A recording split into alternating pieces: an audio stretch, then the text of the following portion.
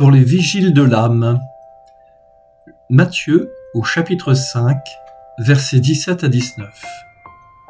Je ne suis pas venu abolir, mais accomplir. La parole de Jésus se déploie sur la montagne. Autour de lui, les disciples écoutent. Le vent passe doucement sur la colline, et dans ce silence, une parole est donnée. Je ne suis pas venu abolir la loi ou les prophètes. Je suis venu accomplir. Ces mots peuvent surprendre, car souvent, l'homme imagine que la nouveauté consiste à remplacer ce qui précède. Mais Jésus ne détruit pas l'histoire, il l'ouvre. La loi donnée à Israël n'était pas une simple ensemble de règles, elle était une attente, une orientation, comme une promesse déposée dans le cœur du peuple. Et maintenant, cette promesse arrive à sa plénitude, non pas dans une idée, mais dans une personne. Pas un seul iota, pas un seul trait de la loi ne disparaîtra. Le plus petit signe demeure, comme si Dieu révélait que rien dans son dessein n'est insignifiant. Le royaume ne commence pas dans les gestes spectaculaires, il commence dans la fidélité, dans ces réalités presque invisibles qui façonnent un cœur, une parole vraie, une justice silencieuse, un acte de fidélité que personne ne remarque. Alors, Jésus prononce une phrase étrange.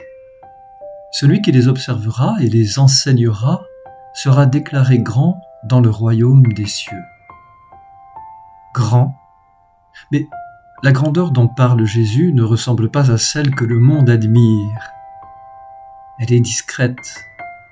Elle ressemble à ces racines cachées qui nourrissent l'arbre. La grandeur du royaume est celle d'un cœur accordé à la volonté de Dieu. Car la loi, dans la bouche du Christ, cesse d'être extérieure. Elle devient intérieure.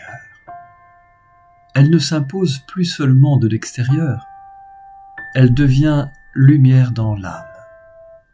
Et lorsque cette lumière est accueillie, quelque chose s'ouvre. La fidélité cesse d'être un devoir, elle devient une réponse d'amour. J'aurais même envie de dire, elle devient la réponse d'amour.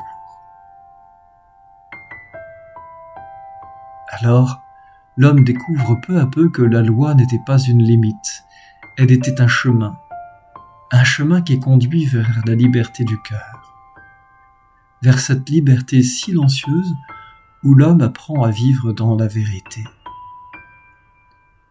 Et peut-être que la parole de Jésus nous invite simplement à cela. Laisser la parole de Dieu descendre dans les profondeurs du cœur. Et là, dans cet espace secret, apprendre peu à peu à vivre selon la lumière.